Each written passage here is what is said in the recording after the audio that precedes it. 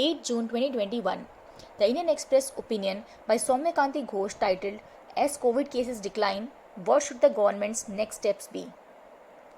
There has been a subtle change in India's vaccination policy, with a massive emphasis on people receiving the first dose.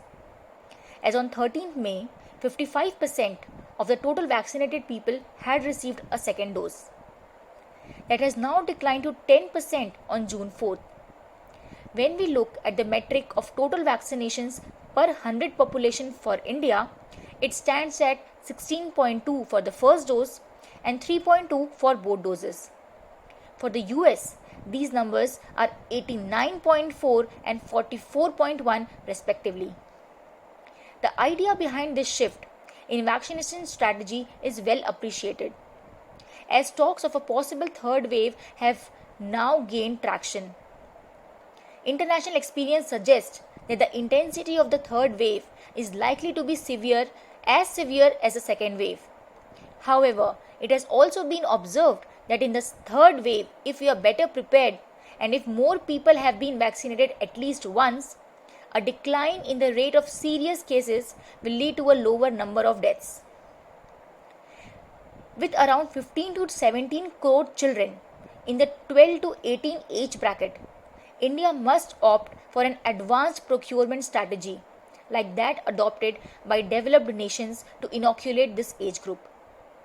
Further, it is pertinent to vaccinate all school, college and university teachers along with the support staff, which makes around 1.13 crore people in this category. Can the policy response be supportive at this juncture? Yes. One indicator of household stress is bank deposit data.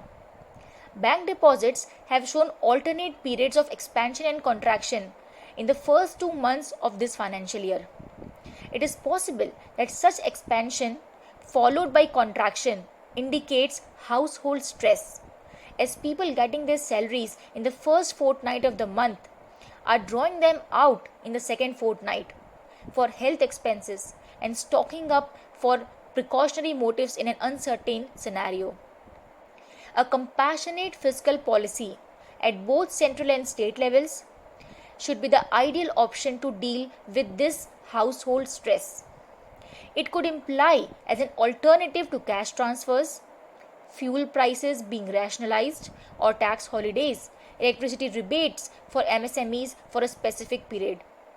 Both these supply side measures could make a lot of difference to business and the common man in these extremely difficult times.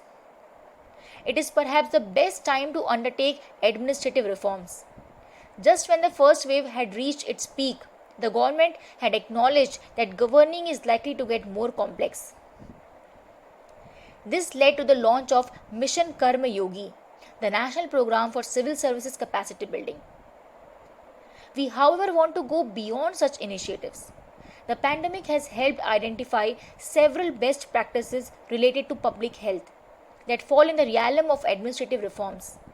The Mumbai model of oxygen distribution under the able administrator Iqbal Chahal has saved many lives.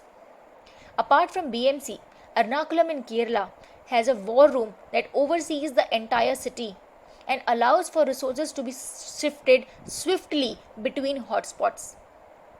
The states of Tamil Nadu and Karnataka both have telephone-based triaging systems.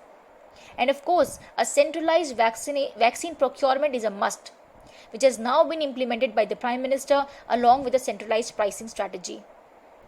This apart, digitizing operations of local bodies can help in better resource allocation by fixing accountability. COVID-19 has shown that publicly available dashboards for tracking beds can be of immense help to people. The center should now collect and collate such systems and make them available to state governments to strengthen their health infrastructure.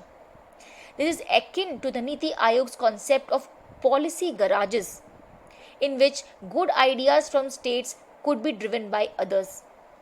Its aspirational district program focuses on collaboration among bureaucrats in 112 districts. Creating a dashboard of such policies for the future can be a good starting point.